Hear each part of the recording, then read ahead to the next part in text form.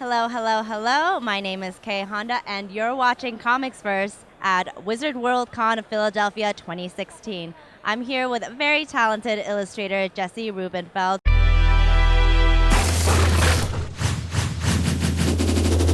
What are the origins of your love for drawing and illustrating? Did it root from someplace, or was it kind of just, pencil and paper and one, two, three? It started really early on. My dad, who's been helping me out at these shows, is an art history professor. He just retired a few years ago. So growing up, art was always a really big thing in our house. And so I always had art books, and I was always encouraged to draw. And as I continued growing as an artist, I realized that most of the comic artists at these shows are only looking at comic art. They're not looking at art or illustration. My biggest influences are Norman Rockwell and American illustrators from mid 20th century, pretty much. That's what I gravitate towards, and it fits, I think. And the parodies were mostly just my way of studying the masters, my way of challenging myself. I had painted The Last Supper with the Muppets years ago, and I painted it for myself, and I brought it to a convention, brought 3 copies going, no one's going to buy this. No one's going to want this. And they sold before the show opened. And so I had a comic book that I was selling that wasn't selling very well, and I said, well, this isn't making me too much money, but this was a lot of fun, and it made me money. Maybe I should make more of them. And I spiraled out of there and went nuts. And Just to go off of that, the one thing that I noticed in your portfolio was you did a Sistine Chapel and parody, and it's amazing.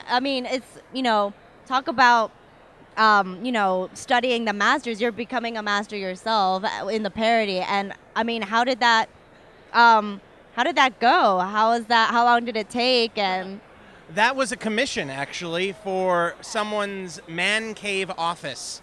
And it was actually a ceiling done on ceiling tiles. And I got about 2/3 of the way done with it. It took me about a year. Paid my mortgage for a year, which was nice. And then things happened. He ran out of money, refused to pay me, tried stealing artwork. I had to stop the project, sadly. It didn't end. It wasn't a fairy storybook ending. It was very bad. It ended in a crashing, fiery inferno. But I at least got most of the ceiling done, and it was a great way of, again, studying. Yeah. Michelangelo really knew how to draw.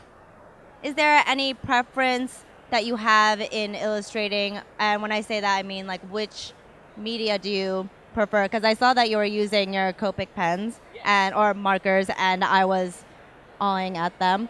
But yeah, what form or media do you prefer in illustration? Because digital and, I'm sure you've seen at many cons, silk printing, all those. I think that it's so vast now, but do you have your own personal preference? I really like getting my hands dirty. I can do digital. I've done charcoal, and a lot of my undergrad year was done with charcoal and chalk pastel.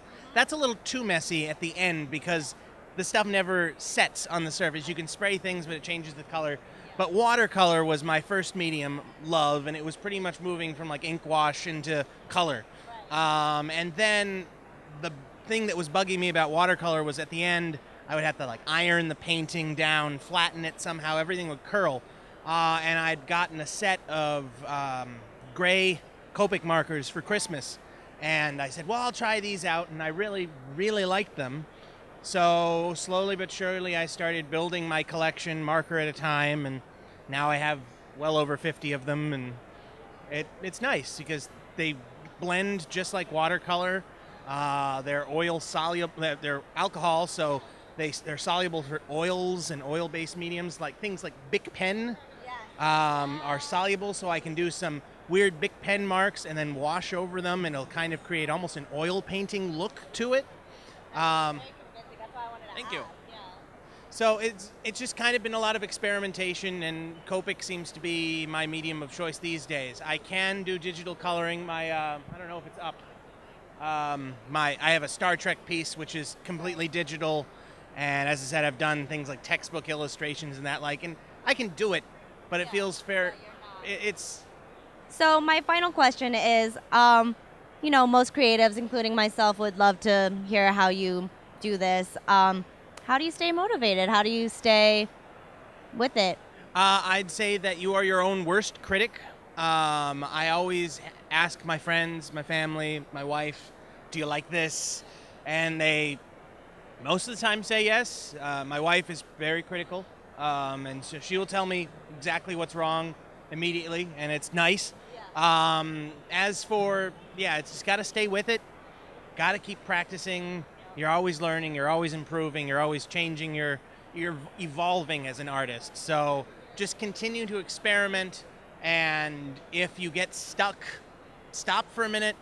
Go do something completely different.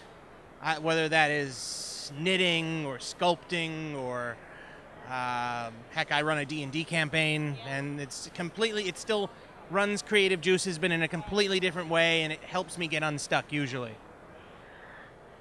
I think that's all we got for you today at Wizard World Con of Philly 2016.